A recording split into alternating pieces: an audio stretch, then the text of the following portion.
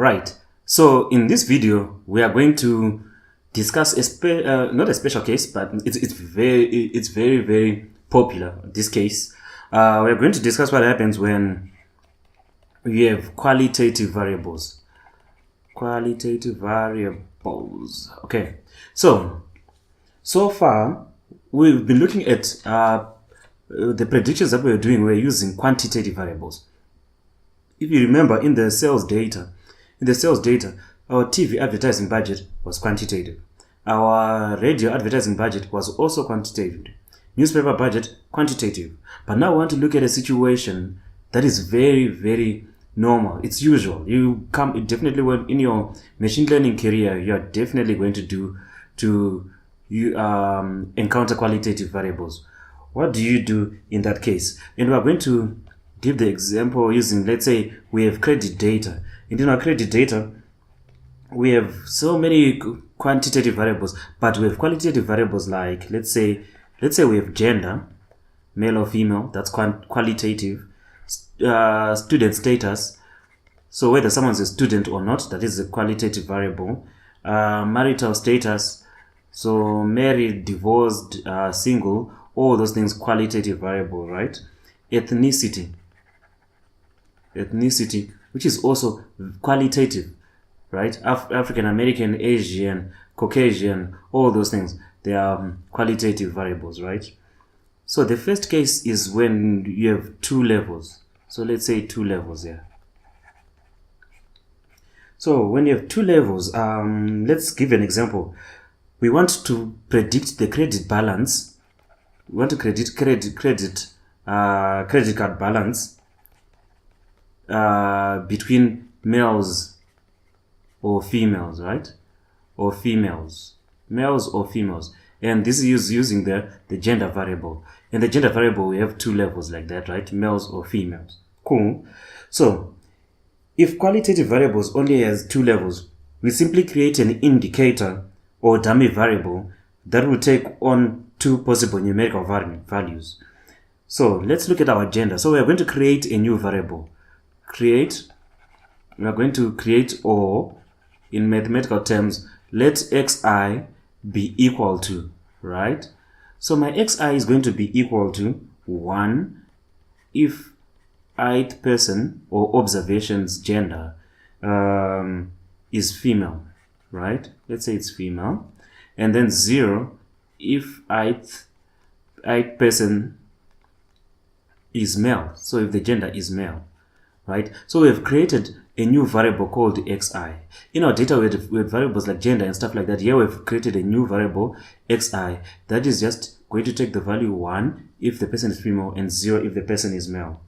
So let's write our model now. What is our model going to be? Our regression model. Yi, the credit card balance for the ith person, is going to be equal to beta naught, the obvious, now model, plus beta 1 xi plus ei, so the error of I, right? This is how it's going to be. Instead of having the gender here, because we can write plus gender, but gender is going to be qualitative, so we replace the gender by xi, which is our quantitative variable we have created up here, right? So what this basically means, this is equal to, right? This is equal to beta naught plus beta 1 plus ei if female, right? If female. Beta naught plus ei if male. Can you see that? There are going to be two parts here, because this thing here is either taking 1 or 0. 1 if female and 1 if and 0 if male. When the person is female, it's going to be beta naught plus beta 1, and this value here is 1, right? So it's beta 1 plus so it's just going to be beta naught plus beta 1 plus ei, like that. And it's going to be 0 if the person is male, so this becomes 0, so it's just beta naught plus ei, like that. So that is our model. Now, how can we interpret, because we usually interpret, right? How can we interpret our variables here? What does beta naught mean then?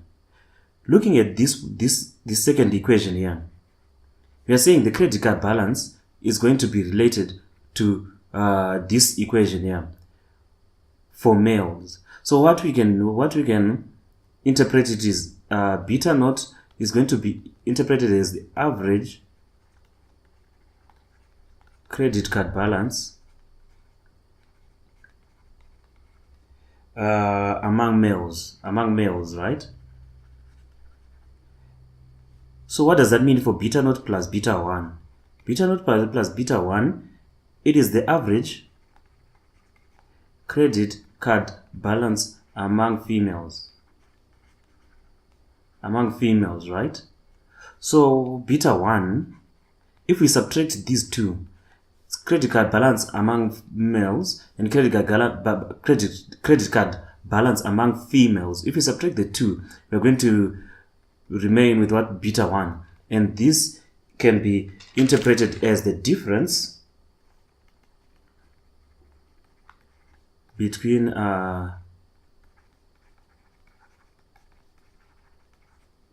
average credit card balances, let's just say between males and females. That is the difference, right, between males. So that's going to be our difference. You see that? And we're saying average because if you remember, our beta naught, or the beta naught without a head, is going to be the average of all our beta naught head estimates, right? So it's going to be average because it comes out of an average. Cool. So that is the case that we have, right? So let's look at if we run this in R, what are the results that we're going to get? Of course, we're going to get the intercept, which is at our beta naught, and then here we're going to get our gender, and it's going to say female. In R, it's going to say female because this is going to be our beta 1. Our beta 1 is applying to females, as we saw there. So our coefficient, like usual, coefficient here it's going to be 509.80 and here 19.73. Cool. And then here we have our standard error. Our standard error is going to be 38.13 and then here 46.05. Cool. Here our t-statistic is going to be 15.389 and 0.429. And lastly, the p-values. The p-values for the first one is going to be 0.001 and 0.6690. Cool. That's what we have, right? That's what we have.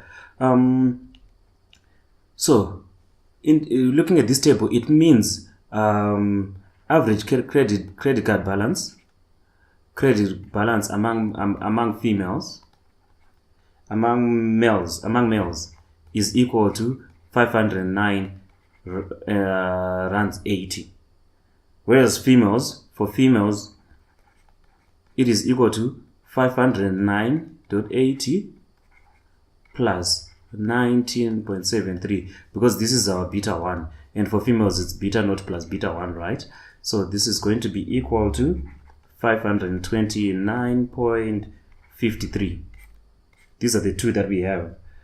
So now, when we look at our p-value for beta 1, it is very high. Can you see that? It is very high. So what that indicates is this beta 1 is not significant. If beta 1 is not significant, it just means our credit card balance is going to be estimated by this. What does it mean then? What it means is then there is no statistical evidence,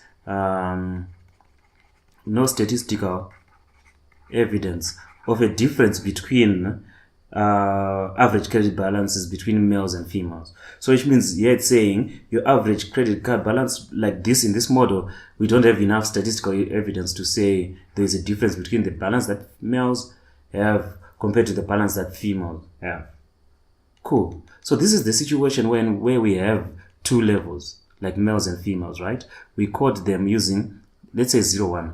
And this coding is arbitrary. We could have said 1 for male and 1 for female, or -1 for male, -1 for female. You could have used any coding that you use here. It just changes the way you interpret it. I prefer this 1-0 method because it's easier to interpret, but Some people prefer the other one, right? So this is the situation when we have two levels. What about when we have more than two levels? So this is number 2, more than 2 levels.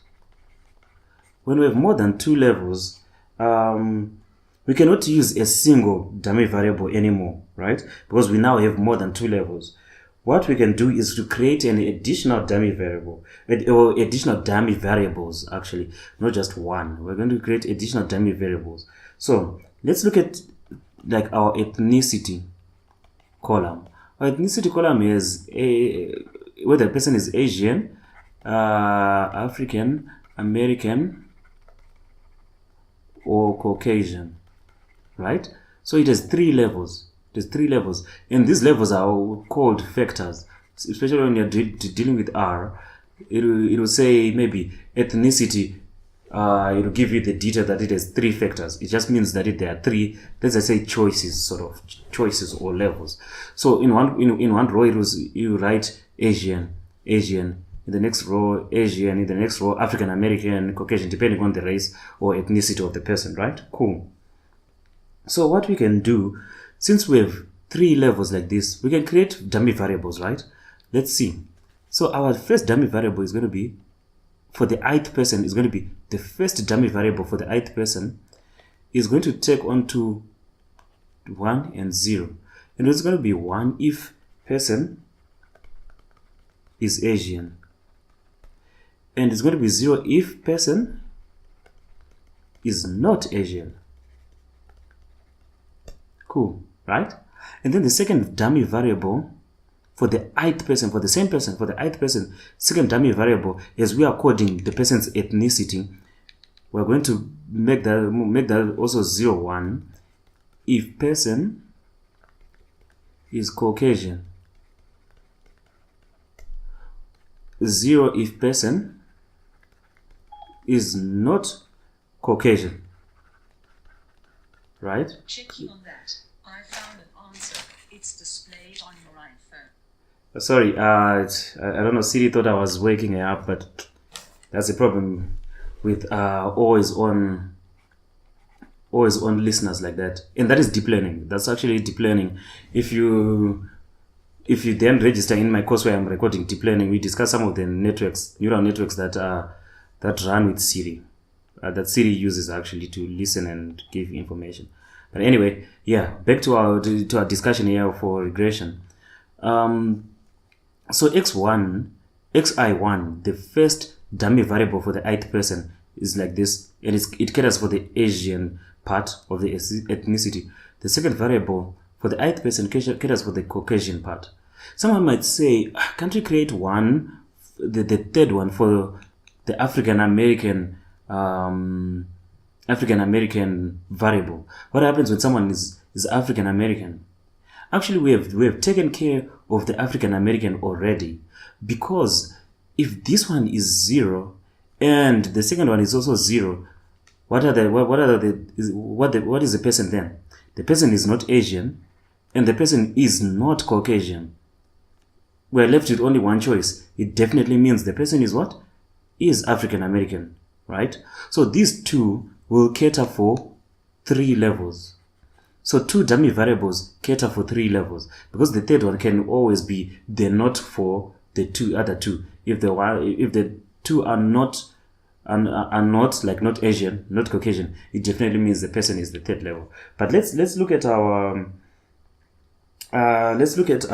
model now. How is our model going to look like? Our model is going to be like this. We have yi is equal to beta naught plus, right, beta 1 xi for the ith person, first variable, dummy variable that we created, plus beta 2 xi 2 for the second what? Dummy variable that we created. So just to highlight that point here, normally we would have written something like this: y is equal to beta naught plus beta, let's say beta 1 times ethnicity, right? That's what we would have written. But we have broken down ethnicity into 2 dummy variables. So we have added our x1 and our x2 dummy variables down here, right? We have broken down, we have coded ethnicity as those two. So basically it's beta 1 multiplied by x1, and the other one is going to be, let's say, an x2, like that. So it creates the beta 1 x1 and the beta 2 x2, like we did here, beta 1 beta 2 x2. And if you want, you can check this. If person is Asian, this part here is going to fall away, because if the person is Asian, my beta 1 is the one that is going to be 1, equal to 1, and then my beta 2 is going to be 0 because the person is not Caucasian. If the person is African American, or let's say Caucasian, because we can see it here, if the person is Caucasian, my beta 1 is going to fall away, because it's going to say, is the person Asian? No, the person is not Asian, the person is Caucasian. So my beta 1 is going to be 0, right? It's going to be 0. This part falls away, and then beta 2, x2, no, it's not my beta that's going to be 0. It's going to be my x that is going to be 0. I'm sorry. It's going to be the x's that are going to be 0, right? So my xi2 is going to be 0 because the person, or my xai1 is going to be 0 because the person is Caucasian and the person is not Asian. So this one is going to be 0. So this part falls away. We only cater for the Caucasian part. What if the person is African American? xi1 is going to be 0 because the person is not Asian.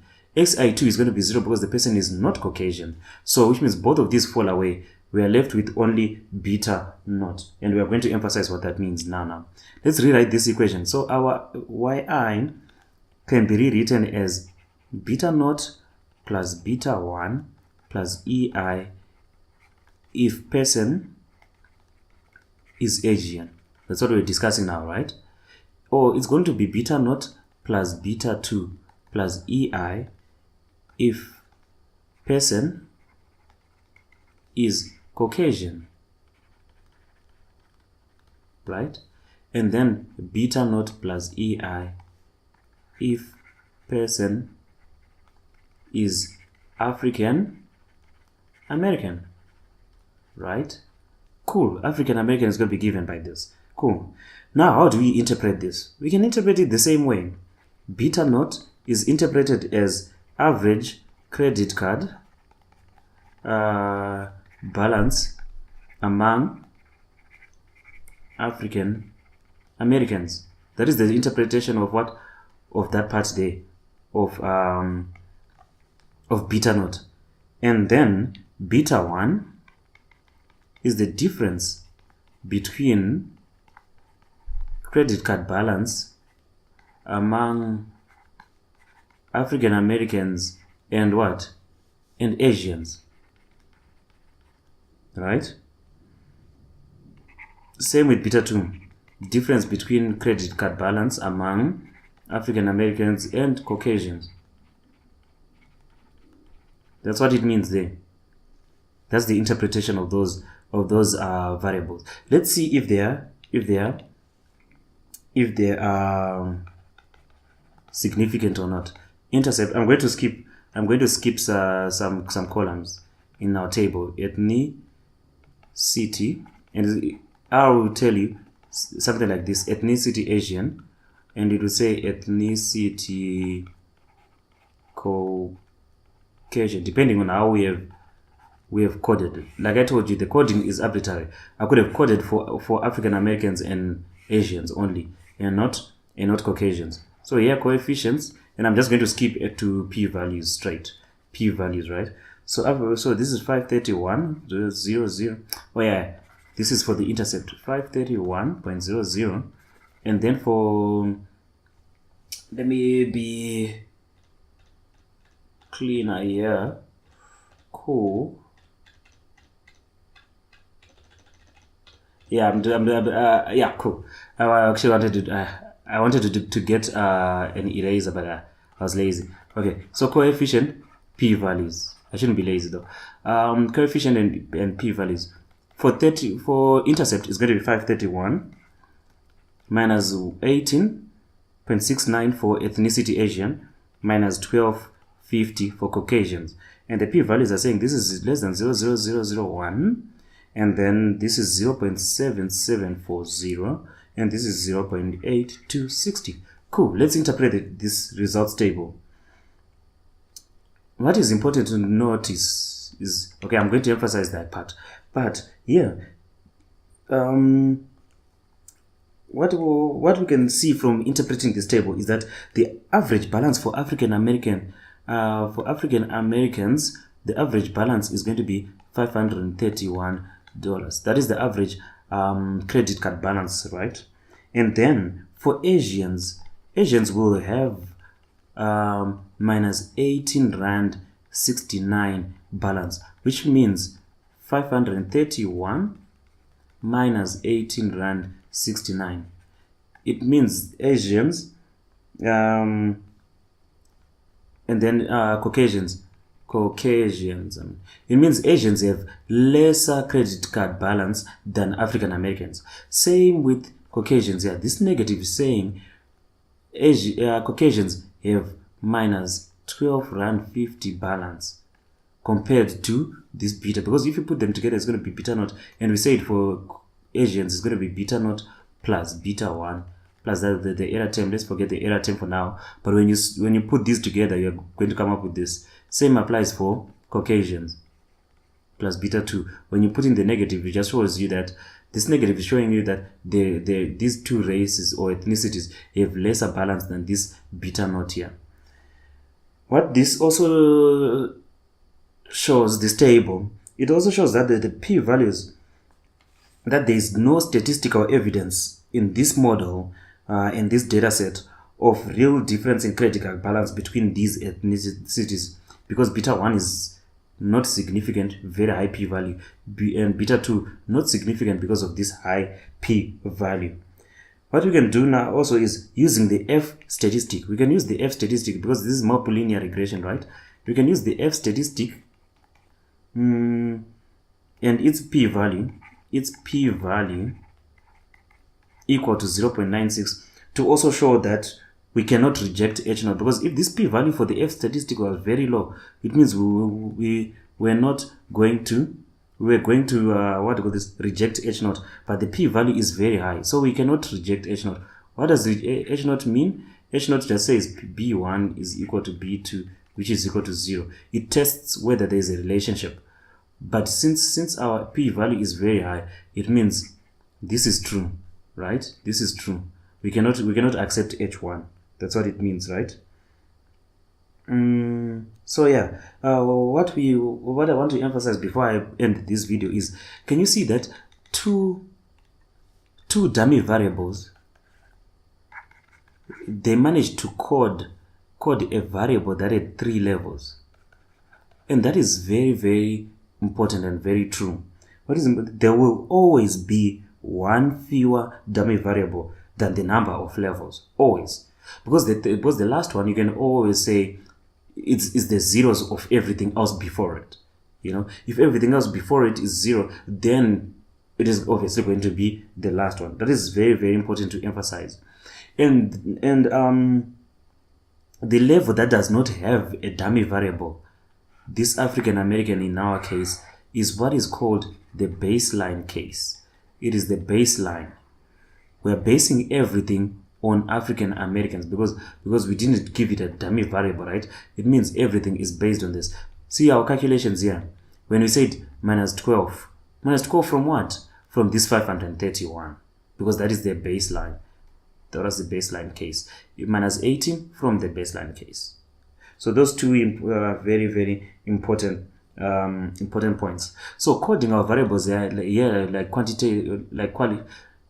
our qualitative variables as quantitative variables like this, introducing these dummy variables, allows us to incorporate both quantitative and qualitative variables in a single model. Right? So imagine we're doing cells, and then at the end we had TV, radio, and then let's just say we are looking at individual people or whatever it is. Then here we say our gender, whatever. Let's just say not gender. Gender will not work there. Let's say our city. We have city in there. If we have city in there, we have 5 cities. Then we would introduce 4 dummy variables. So 4 dummy variables to represent our cities, and now we can do quantitative plus a qualitative being coded using these quantitative 4 variables, and it works perfectly. So cool. That was a discussion of one of the problems that you can encounter, and you are definitely going to encounter this problem when you're doing proper machine learning. The next part, we are just going to extend our linear model for a bit and see two assumptions that we're already using in the background without thinking about them. We discussed them previously, but let's get a bit deep into those two assumptions.